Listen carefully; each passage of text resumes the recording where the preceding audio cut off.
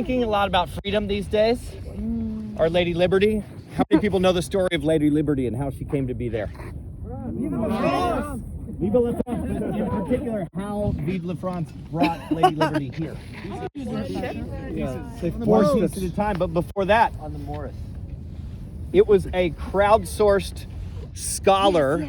A scholar in France decided after the Civil War that he wanted to have some solidarity with the United States at the abolishment of slavery, that freedom should reign throughout the world.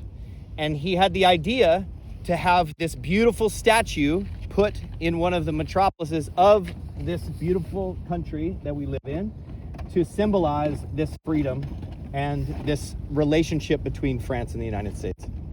And he got a sculptor, made a design.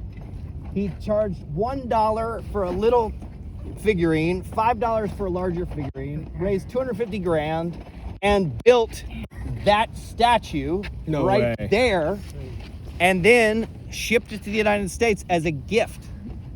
It was crowdfunded? It was crowdfunded in like 1861 was the end of the Civil War, and right after that. And so I've been thinking a lot, as you guys know, about community, about how the resilience of community, the togetherness, the strength of bringing people together is a beautiful part of resistance right now, and is a beautiful part of the beginnings of revolution. The networks that we create together, the relationships that are formed at gatherings like this, are the ones that strengthen and become big ideas like that. Yes. And whatever you're thinking about, whatever you're dreaming about right now, is it as big as that? Okay? Because that's what we need. And that's what you can do. If a scholar in France, a random scholar in France, can put a giant, beautiful sculpture of a powerful woman at the port of two beautiful cities, welcoming people, give me your tired, your poor, your huddled masses, yearning to be free. Can we hear that? Give me your tired, your poor, your huddled masses, yearning to be free. Let's hear it again with the lights up. Our cheap Chinese lights. Give me your tired, your poor, your huddled masses, yearning to be free. And let's hear a big primal scream in support of our Lady Liberty and our freedom and the freedom of all peoples around the world.